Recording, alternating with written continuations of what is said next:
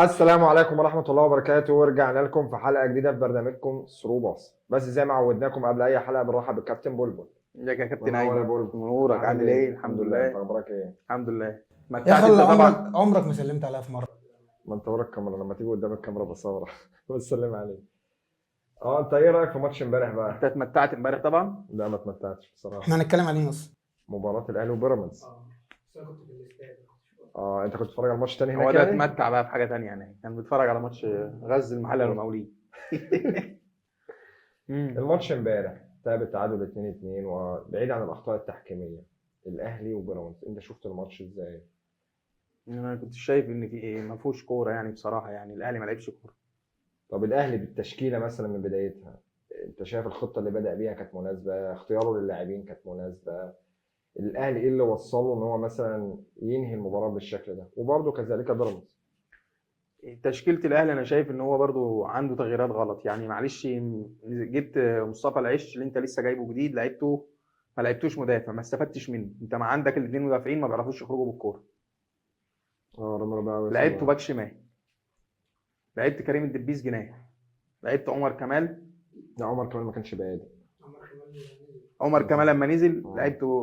لعبته جناح. جناح. يعني انا مش فاهم، يعني انت بتخترع ليه؟ كريم ندفد، انت بتلعب كريم ندفد ليه؟ يعني التشكيله من بدايتها ما كانتش مظبوطه. لا انا شايفها مش مظبوطه يعني. ما هو برضه لو انت فنطت السكواد بتاع الاهلي اللي كان في قائمه الماتش اصلا مش هتلاقي فيه لعيبه. المشكله ان اصلا قائمه الاهلي الفتره ديت ما فيهاش لعيبه فعلا. بس اقول لك حاجه، هي في اساسيات ان انا ما بحبش الف التشكيل. تمام، انا جايب واحد باك شمال العبه باك شمال، لاعب سيرد باك العبه سيرد باك. يعني انت نازل اولا من غير راس حرب، هتجيب اجوان ازاي من غير راس حربه بدايه؟ قصه ان انا اجيب امام شويه صانع لعب، شويه اخليه محطه، الكلام ده بياكلش عيش. انا في اساسيات عندي. انا بادئ بمصطفى العش، ابدا بيه سيرد باك، ما ابداش بيه باك. كريم الدبيس مش جناح، كريم الدبيس باك شمال يلعب. والعب بنص الملعب عادي، اكرم وندفد الاثنين غلط. انا هما الاثنين ما بيعرفوش يستلموا الكوره اصلا وما بيعرفوش يدوروا الكوره من تحت. فايه المشكله؟ ما كنت ابدا بقفشه في جانب مثلا مروان عطيه. تمام، انا كريم نيفل بالنسبه لي انت بتلعبوا ماتش و20 ماتش لا، وجاي تلعبوا ماتش زي ده، فاهمني؟ عندك حسين الشحات، انت برضو في نواقص. يعني انت نص الملعب فيه مشكله. بجانب اليمه الثانيه، على الورق سكواد بيراميدز اقوى سكواد في افريقيا. يعني انت شايف نص الملعب عندك كريم نيدفيد واكرم توفيق وامام بيروح وبيجي. هو يمكن عشان كده نزل متحفظ الماتش دوت ولعب بخمس خط نص. خمسه بس فين المهاجم؟ المشكله ان انت ما عندكش مهاجم.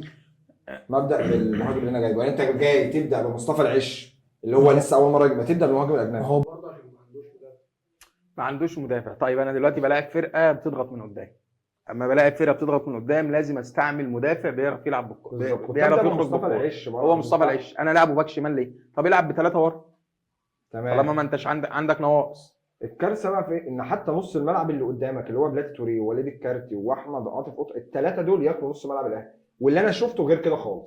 اللي انا شايفه ان نص ملعب الاهلي كان بيلعب ضغط عالي عليهم وبيضغط من قدام قوي وهم مش عارفين يطلعوا الكوره. انا دي اتفاجئت بيها قوي. يعني انت عندك نص الملعب ده وعندك ابراهيم عادل وعندك مصطفى فتحي والمهاجم وبرده مش عارف تطلع بالكوره. يعني الاهلي بمستوى ده بتشكيلته دي، بيراميدز هتكسبه امتى؟ بغض النظر عن التحكيم والقصه دي، السكواد ده بالتشكيله دي تكسب اي فريق في الدنيا. ايوه طبعا. في مصر كلها انك تبدا والاهلي وحش وحش في كل حاجه، وحش في طلوع بالكوره، وحش في مشاكل اداريه، مشاكل فنيه، مشاكل في اللعيبه، كل ده وفي الوقت ده بالذات مش هتكسبه. 40 دقيقه لحد الطرد، مش انت اللي ماسك كوره، مش انت اللي بتروح على الجون، مش انت اللي عامل خطوره، الاهلي برضو اللي ماسك كوره وبيروح. وده انا مش عارف ليه. انت باللعيبه دي كلها وبكل ما فيش اي مشاكل عندك ومش عارف تكسب ومش عارف تطلع ومش عارف من الاخر تكبسني عندك في ال 18. هو اللي ما خلاش بيراميدز تعمل ماتش كويس بصراحه هو ان ابراهيم عادل يعتبر ما كانش موجود. كان في جيب محمد هاني من اول ماتش. وبصراحه محمد هاني كلنا بنقعد نتريق عليه ونقول ناشئ ومش ناشئ وبتاع، بس هات لي باك يمين في الدوري المصري بعد احمد فتحي يلعب على محمد هاني. عمر كمان. لا عمر كمان ما يلعبش دفاعيا، ما يلعبش. محمد هاني هو عشان محمد ماتش هاني حلو. بيعمل كل حاجه الباك اليمين، كل حاجه الباك المحترم بيعملها الا ان هو يعرض بس. هو الباك اساسه ايه؟ ايه؟ ان هو يعرض. هو احمد فتحي كان بيعرض؟ ماشي، هو قاعده عند احمد فتحي. ايه؟ هو احمد فتحي كان بيهاجم كويس وبيدافع كويس بس ما بيعرفش يعرض. ده ما بيهاجمش كويس وما بيعرفش يدافع اصلا. هو امبارح لعب ماتش حلو. لا هو بس. محمد هاني على طول دفاعيا كويس. ده جاب كام جون عمل كام اسيست في حياته؟ خلينا نتكلم في الماتش ما نخرجش. ماشي. خلينا نتكلم في الماتش. كولر عنده اخطاء. كولر ما يشيلش الليله كلها. كولر جايب في سنتين وكام شهر جايب 11 بطوله. تمام. مسؤوليه عليه ومسؤوليه على الاداره، ده حقيقي. انما انا ما انزلش اعاند عامل زي طفل عنده 6 سنين وعجوز عنده زي طفل عنده 6 سنين وعمال اعاند. انا واحد الف ب كوره لازم العب باللي موجود عندي. انا عندي نواقص العب باللي موجود عندي. محمد هاني لعيبته باك يمين، جايب مدافع جديد. قلنا بيراميدز بتضغط عالي، يبقى لازم واحد بيعرف يطلع بالكوره من ورا. هو مصطفى العش مكان الاثنين الميتين اللي في نص المدافعين اللي عندك. خلاص شطبوا كوره. رامي ربيعه الجون اللي جه الاولاني اللي حطه في نفسه ده مش اساسيات مدافع خالص. المدافع لما الكوره تبقى خلاص في حلق الجون وانت بتدافع، هي حاجه واحده، تطلع الكوره في الاتجاه اللي جاي منه الكوره. انت بتحطها لي في قلب الجون. هي وقفته غلط فهي اللي ادته الفرصه ان هو ايوه وكده انت في حلق الجون، الكوره لازم تردها في المكان اللي هي جت فيه. طلعها بقى فوق بتاع، المهم ان هي تطلع كده. المهم ما علينا. باك شمال ما تلاعب كريم دبيس باك شمال، خش في نص الملعب. انت جايب عمرو الساعي لسه في تقرير. عمر الساعي في تقرير جاي من مجله كلوب سكور دي مجله عالميه، جايبين 50 موهبه حول العالم من ضمنهم عمر الساعي، وملمحين ان هو قاعد دكه في الاهلي. يعني شايف الناس وصلت لفين؟ انا ولا عنده يعني انا مش فاهم مصر ماشيه ازاي. فاكر شادي رضوان مكان كده. هو يمكن علشان خاطر برضه عشان خاطر هو كويس، هو مرضاش يمشيه لما هو طلب يطلع عار يلعب. بس هو المشكله ان انت عندك مشاكل في خط النص. اكرم توفيق امبارح ما لعبش كوره. انت بتلاعب اكرم توفيق ليه اصلا؟ تمام. والجرينتا والكلام ده. هو خايف على نفسه يا باشا، خايف من الاصابه وماضي مع فرقه تانية، خلاص ما لعبوش. العب باللي موجود عندي. كريم ده ايه ده؟ يعني انت عندك الاثنين ما بيعرفوش يلعبوا كوره. سيبك من كريم نيدفيد بيعرف يلعب كوره ولا ما بيعرفش يلعب كوره، حلو او وحش، الراجل ما بيلعبش. ما تجيهوش في ماتشات مهمه وتقوم منزله لي بالظبط. ما تلعب بمروان عطيه والعب بقفشه والعب بعمر الساعي. بس الحل بسيط. طيب انت ما لعبتش ما عندكش مدافع يطلع بالكره من ورا، يبقى هتلعب على الكره الايه الطويل. ما عنديش مهاجم. ما عندكش مهاجم، لعيب لي امام عاشور مهاجم. هو واحد الف ب على طول. كان عمر كمال يمين، حسين الشحات شمال، ويلعب بالمهاجم الجديد اللي انت لسه جاي. في من الشباب محمد عبد الله ده جناح حلو. ما لعبتوش ليه؟ ما تديله فرصه. امال هتدي فرصه امتى يعني؟ انت بتعاند وخلاص. هو بقول لك شغل عناد. زي بيراميدز لسه لاعب ناشئ، مع انك انت بادئ بواحد لسه جايبه. فاهمني؟ يعني انت فعلا انت ولا لعبت بتعرف تحضر الكره من تحت، ولا في نفس الوقت بتلعب على الكره الطويله ان في مهاجم محطه تسند عليه. ونقطه ضعف بيراميدز في مسافه ما بين خط النص وخط الدفاع، والكور الطويله اللي في ظهر المدافعين. ولا لعبت على دي ولا لعبت على دي. بس ادي الحل البسيط. نقطه قوتهم الكرات العرضيه. عدلها هو الشوط الثاني بقى. هو عدلها شويه ماشي. الشوط الثاني مهاجم لما نزل عمر كمال. ما هو عمر كمال لعب ايه برضه؟ لعب جناح. وانت لعبته جناح ايه بقى؟ لعبته جناح ايه؟ انا بالنسبه لي انت لعبته جناح شمال. انت لعبت المحطه الكبيره اللي انا استفدت منه اللي هو المهاجم لما طلع وبقى محطه، بقيت لاعب بتعرف تسند الكره من عليه. ولا في الكرات العرضيه بقى في زياده عدديه، يبقى اللاعب ده حتى لو هو مش اللي بيحط الجون بياخد لاعب معاه، فبيسيب لك مساحه للاعب الثاني. المباراه فتحت شويه. انت شفت بقى لما بقيت زياده وغيرت بعض النقط، رحت على الجون وجبت جون هي نقاط ضعف ونقاط قوه. من ضمن نقاط قوه بيراميدز برضو ان هو بيعمل ايه؟ بيحمل اللعب عند ابراهيم عادل ناحيه الشمال، والاثنين الثمانيه اللي تحت وليد الكارتي بيدخل جوه المنطقه، بيهاجم المساحه، بيشغل معاه مدافع، واحمد قطه المهاجم الثاني بيخش جوه اما يحاول اللعب الناحيه الثانيه يخش المنطقه مع ابراهيم عادل. بيبقى في زياده عدديه. ماشي. انت قدرت ان انت تمسك نقط القوه بتاعه بيراميدز وتشتغل عليهم، انما انت ما عملتش حاجه برضه. والتعادل مش هنتكلم في موضوع التحكيم الطرد والكلام ده كله. سيبك من موضوع التحكيم لان التحكيم في مصر من سيء لأسوأ وعمره ما هيتعدل. المنظومه الطرد ده طرد. انا مش شايفه ان هو طرد خالص. تقريبا انت له طرد عشان هو كان قاصد ان هو يضربه، مش عشان الضربه. هو كان قاصد ان هو يضربه. انت ما دخلتش النوايا. وعندي اقتناع تام كمان. انا عندي اقتناع تام ان ضربه الجزاء الاخيره دي مش ضربه جزاء. لا انا شايفها ضربه الجزاء. انا شايفها انها ضربه جزاء. انا لما كنت في الاستاد، انا لما شفتها بعيني قلت مش ضربه جزاء، قلت الكره خبطت في دماغه وهو على الارض. لما اتفرجت عليها على التليفون كان ساعتها اصلا لما كان بيراجع الفار بتاع، لا هو اخترق دماغه. ما علينا. جات لك فرصه ان انت تخلص الماتش.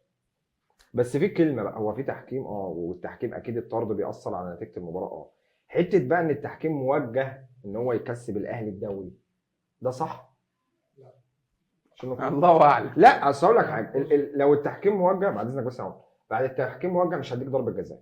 انا اخر 5 ماتشات يعتبر تعادلات، لو انا موجه من الاول ما اخسرش الماتشات دي كلها، بجانب انت كفريق منافس انا وقعت كام ماتش اكتر من 5 6 ماتشات، خسرت اكتر من 15 بونت، انت لو كسبتهم كنت فرقت عني، حتى لو انا اتعادلت الماتش ده كنت انت كده كده فارق عني. انا الاهلي بيخسر ماتش الزمالك بيخسر، الاهلي بيتعادل ماتش الزمالك بيتعادل. بس الزمالك كسب النهارده 4. ماشي انا ما بتكلمش في نقطه، ما هو الاهلي ايوه بيتعادل. ايوه. بس هي القصه ان حته موجه، لا مش موجه، اللي عايز يكسبك كان كسبك الماتشات كتير اللي انت وقعت فيها. اخطاء تحكيميه ما فيش تحكيم في مصر فعلا، بس ما نحملش القصه زياده عن اللزوم، اكسب وهتاخد زي ما خدت دوري مره واثنين وثلاثه. بس ما دخلناش بقى قوه ضمير ان هو شافها ما شافهاش، هي فعلا مش ضربه الايد مفروده مش متعمده كده، هي عدلها انذار، وممكن في ناس ما تاخدهاش بس هي فاول وانذار ترتقي للطرد. انا مش شايف ان الفار شافها طرد ازاي، يعني الحكم نفسه من الاساس حكمها ايه، ما حكمهاش، ولما جه حكم قول عادل فاول، الفار اللي رجعه تاني يعني محمود البنا غلطان، محمود عاشور نفسه غلطان، انت بترجعه على اساس ايه؟ انت شفت فيه ايه؟ بس القصه هتروح وتيجي ان حكم المباراه هو اللي مسؤول عن الماتش، يعني انت اللي حتى لو الفار قال لك اعمل كذا وانت مش شايف ما تعملوش، ما تعملوش.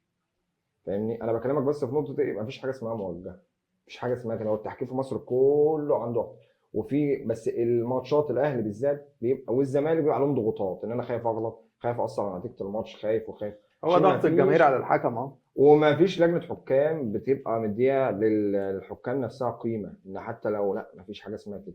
برشلونه بعيد عن المقارنه، مثلا لما الكره بتاعت الاوفسايد بليفاندوسكي بسن الجزم فليك ما طلعش قال لك موجه، خدنا احنا كريال مدريد مثلا خدنا كام دوري ابطال بالتحكيم، ما فيش طلع فريق في العالم ان هو طبيعي ان احنا ناخد، ما فيش حاجه اسمها كده. والاخطاء التحكيميه وارده كلها، انت بتستفاد وانا بستفاد، بس ان انا اقول لا هم نلغي بقى الدوري والاهلي ياخد، ما نكملش دوري خلاص الاهلي هياخد ده، مفيش حاجه اسمها كده، مفيش حاجه اسمها في الكوره كده، ده عته. طب وبالنسبه لامام عاشور اللي هو بيعمله في ضربه الجزاء ده، هو انا مش شايف حته ان هو عشان لعب كويس طول الماتش ماشي، هو اللي انت يشوط. انت اكتر فورمه الفتره اللي فاتت كلها وكل ماتش عمال تجيب اجوان وكل حاجه، طب ما انا اخش اضمن الكره واحطها. انا اختياره من ده الاساس صاحب اللعبه نفسه اللي اخترع اللعبه دي قال لك انا ما كنتش عايز احطها كده، وكنت ومش خايف وانا الماتش ده. بحطها. في حاجه بقى، انا مين اصلا المفروض ان ترتيبه في ضربات الجزاء هو معنى ان هو لاعب كويس طول الماتش ولا يشوط، مش مقياس. ممكن لاعب كويس طول الماتش بس في ضربات الجزاء ما بيوفقش. ليفربول كان ميلنر هو اللي بيشوط ضربات الجزاء. بس فاهمني؟ يبقى لازم احط ده رقم واحد، ده رقم اثنين، رقم ثلاثة. مفيش حاجه اسمها ان انا حلو وانا اللي عايز اشوط، ده معلش خد انت شوط عشان انت كويس، مفيش حاجه اسمها كده. يعني دماغه دي مسوحاه ومغرقاه، هو ما هي امام عاشور بجانب دماغه مسوحاه، بجانب لازم المدير اخد الفني. اللقطه والنهايه ومش النهايه. هو البطل في اي فيلم ما ينفعش يموت يعني، فين لازم بقى يبقى عايش. فين راس الحربه بقى اللي ماسكه، فين المدير الكوره، فين المدير الفني؟ هو يعمل حاجه غصب عن المدير الفني؟ لا مش ماشي، ما اكيد اكيد هو المدير سامح له الفني ان اللي هو هو قايل له، شوط. بس انا بتكلم عليه هو، انا ما بتكلمش على المدرب هو سمح لده ولا ده ولا ده، انا بتكلم عليه هو. ما تخش اضمن الكره وحطها جوه، ليه شغل الفزلكه والانعاره هو لازم ياخد الفاضيه حقه دي؟ الشو شويه. شو ايه ونيله ايه؟ لعيبه مصر كلها بقت بتاعت شو. دي حقيقه. احنا بقى عايزين نوصل لنقطه ايه النواقص، الاهلي ناقصه ايه عشان يرجع ينافس تاني ويرجع ياخد بطولات تاني، والمشاكل اللي حصلت دي بسبب ايه؟ مشاكل لا مدرب ولا مشاكل اداره ولا مشاكل لعيبه ولا القصه فين بالظبط؟ مدرب واداره ولعيبه كمان.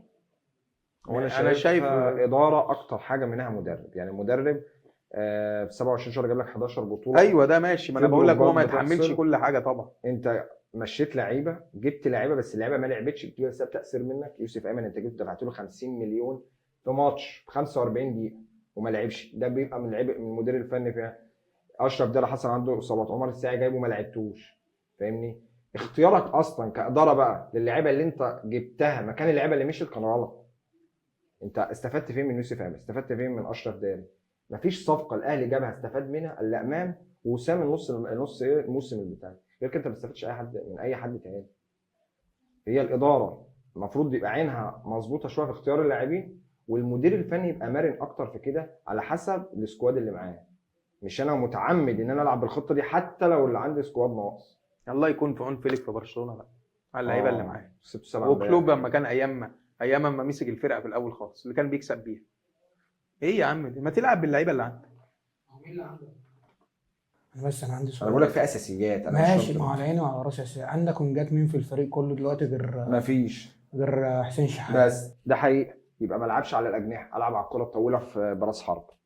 ايوه العب. انا مش عارف ايوه ابني الكره من العب ايوه العب بطريقه بالظبط. ثانيه. انا على حسب اغير خطتي. انت مش عارف تطلع بالكره من تحت بسبب انك ملاعب لي اتنين في نص الملعب ما بيعرفوش يستلموا اصلا الكره وظهرهم للملعب.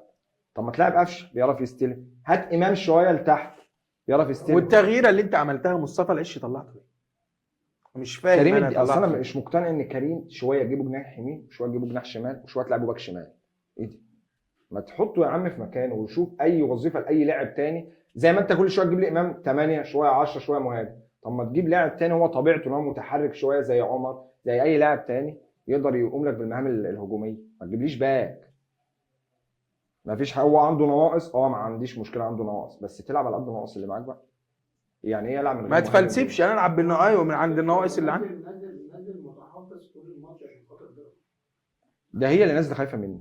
انا مش عارف ازاي. هو انت وقفت هو ان انت وقفت خطورتها، وقفت ابراهيم عادل.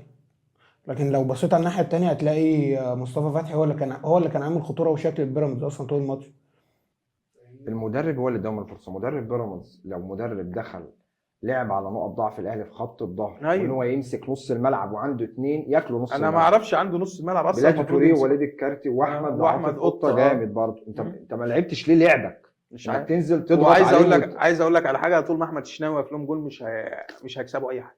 بس هي قصه ماشي، ما عنده اخطاء، بس انا بتكلم ان الفرقه نفسها فرقه ناقصاها ايه؟ لا، ولا مش ناقصها ناقصها لعيبه حاجة. ولا ناقصها اي حاجه، وهي عايزه مدرب. ان انا معاك كل اللعيبه دي ومش عارف اكسب ومش عارف اخد بطوله. هم ناقصهم شخصيه اكتر منه مدرب، فاهمني؟ هم الموضوع عامل شبه باريس سان جيرمان ومانشستر سيتي. الفرق ما بينهم ايه؟ الفرق ان هناك في انجلترا كل الفرق ليها مشجعين. هناك في فرنسا باريس سان جيرمان طلع من العدم كده، فاهم؟ وتقريبا هناك ما فيش لعب مالي نضيف، وهو عمال يلعب بس ليهم جماهير، انما انت بتتكلم هم على بيلعبوا بيراميدز. مش بجماهيريه بالظبط. الجماهير بتعمل عامل حافز، اللعيبه تحس انها موظفه تلعب عشان خاطر الجمهور. بالظبط. انا بلعب هو مش فارقة موضوع معايا. باريس بقى اما دخلوا التمويل القطري والبتاع ده تحول حاجه مش ثانيه. الوضع هنا أيوة. غير الوضع هنا خالص. بس اللي احنا شايفينه ان الاهلي لازم يتصرف ويجيب صفقات، وحته المدرب بالنسبه لي لا ما يمشيش، فاهمني؟ وقصه التحكيم خلاص بقى اتحفظت، بلاش بقى كل يومين نرمي الشماعه على التحكيم، لا نلعب. هو احنا ما عندناش تحكيم في مصر عامه، ما يعني عنديش كل مشكلة. الفرق بتتظلم وكل الفرق بالظبط. الحكام بيقفوا معاه عشان نبقى في أيوة. المنطق ده، يعني عشان ما نتكلمش. الحكام في مصر ما بتقفش مع حد، الحكام كلها على قدها. هو يعني مستواهم ده الحوار كده. اللي انا نفسي. واللعيبه كلها على قدها والمدرب اقصد يعني ان في فرق بتتجامل من ناحيه دي ومن ناحيه دي، فرق كتير. بالظبط. عشان نكون واضحين يعني. وكده يبقى وصلنا لنهايه حلقتنا، وشوفونا في حلقه جديده في برنامجكم ثرو باص.